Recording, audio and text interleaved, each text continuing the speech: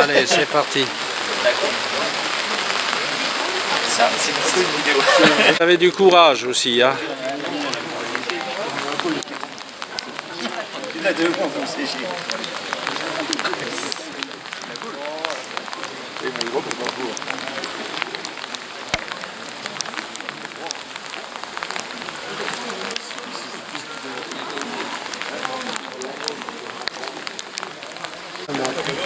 Moi j'ai pas de kiff.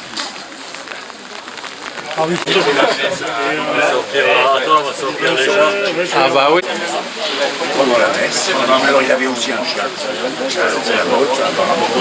Ah non. Non, tu sais que j'étais couché à partir de 8h le soir.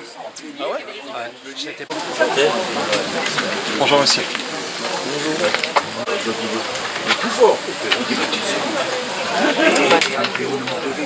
Salut.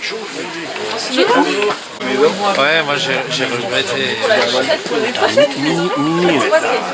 l'avantage.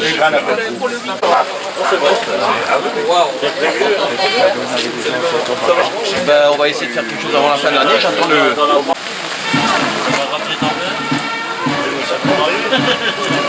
Il faut qu'on leur laisse une petite.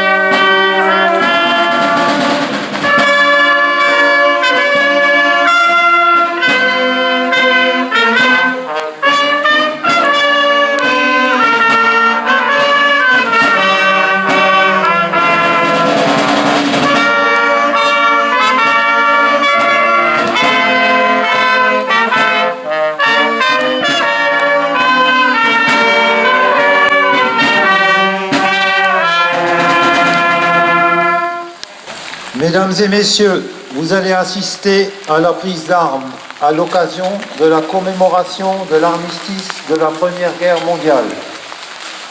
La prise d'armes va se dérouler en 3 parties. La ligne protocolaire est composée de Madame Laura Asser, représentant le sous-préfet de l'arrondissement de Sarrebourg-Château-Salins, Monsieur Benoît Piatkowski, maire de la commune de Fénétrange, Monsieur Fabien Di Filippo, député de la circonscription, Monsieur Bernard Simon, conseiller départemental de la Moselle, Monsieur le Major Danis, représentant de la gendarmerie nationale, Monsieur l'adjudant Nicolas Bru, représentant le chef de la caserne principale de Fénétrange et des unités opérationnelles du bassin. Maintenant, une section du 1er régiment d'hélicoptères de combat de Salzbourg, commandé par le capitaine Heine. La cérémonie sera rehaussée par l'harmonie des métronomes.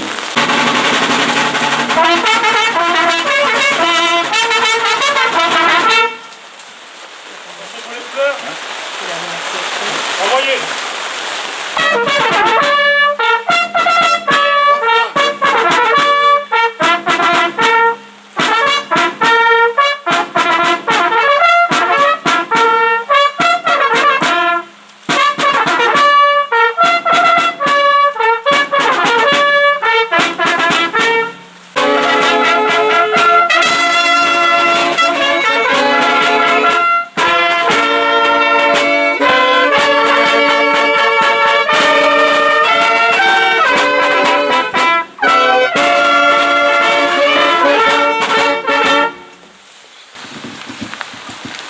Message de M. Sébastien Lecornu, ministre des Armées et des Anciens Combattants, et de M. Jean-Louis Thériault, ministre délégué auprès du ministre des Armées et des Anciens Combattants.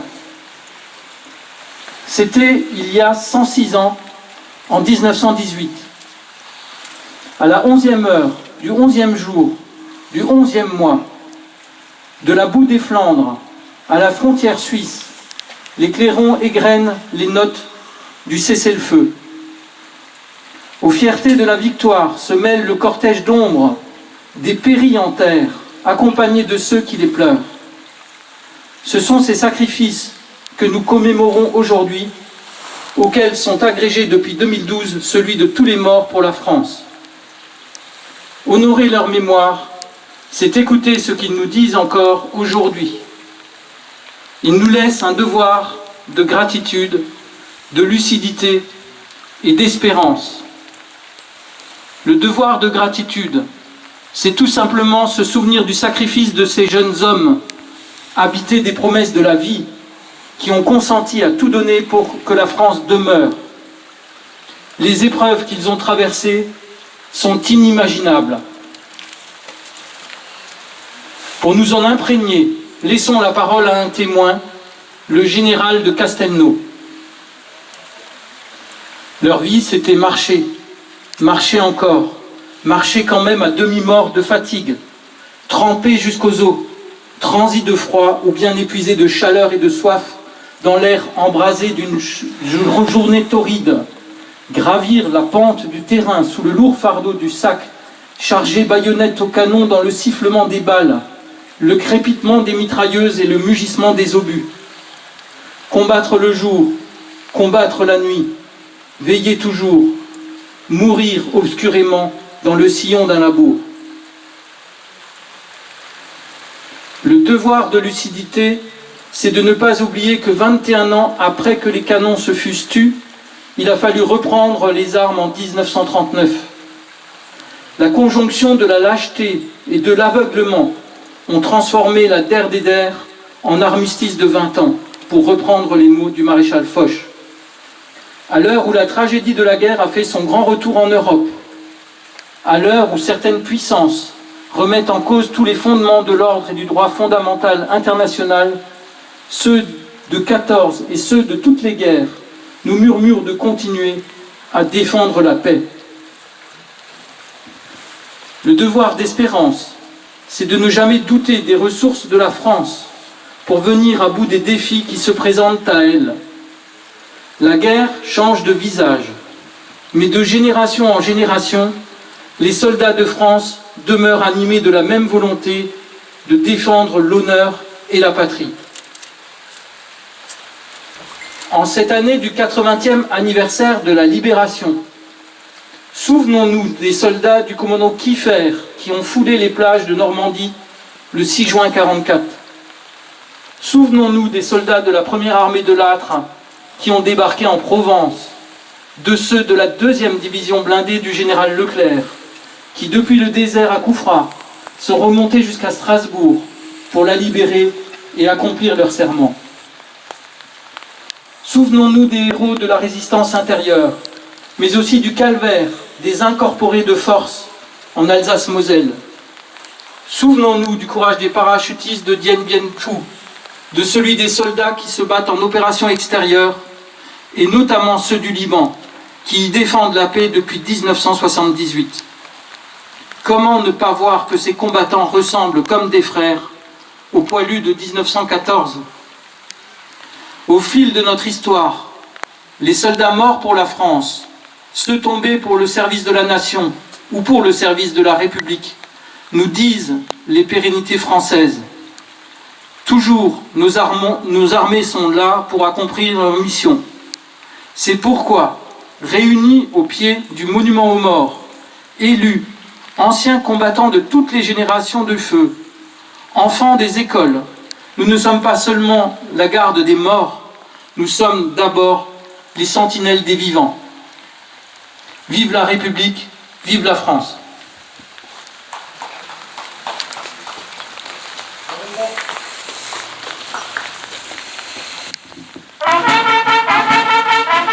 Thank you.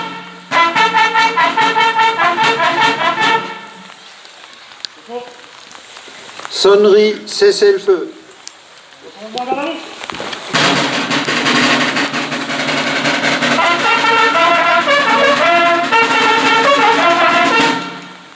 « 11 novembre 1918, la guerre a cessé.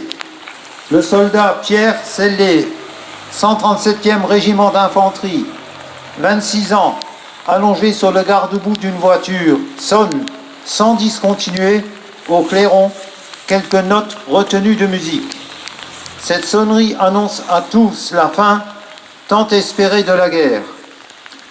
Le clairon s'avance devant le monument et, orienté vers les 4 points cardinaux, va reproduire cet instant de grande joie et de paix, enfin revenu. Clairon, sonnez le cessez-le-feu.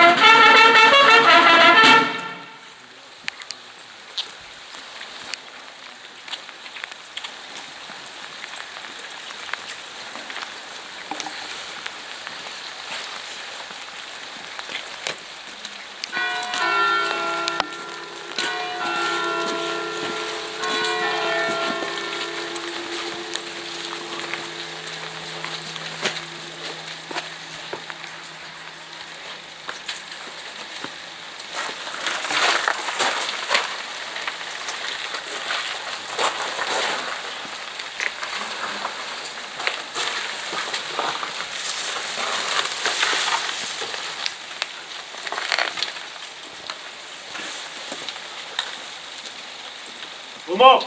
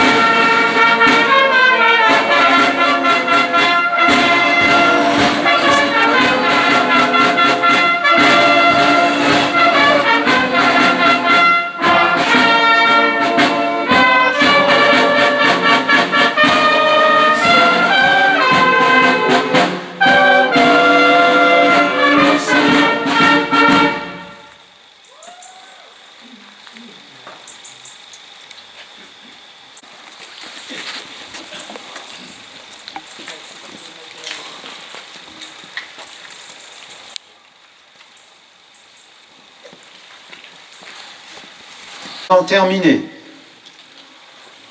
La municipalité vous invite toutes et tous à l'office religieux célébré à l'église protestante. Cet office sera suivi par un vin d'honneur offert par la mairie dans la salle des fêtes, auquel vous êtes toutes et tous cordialement invités.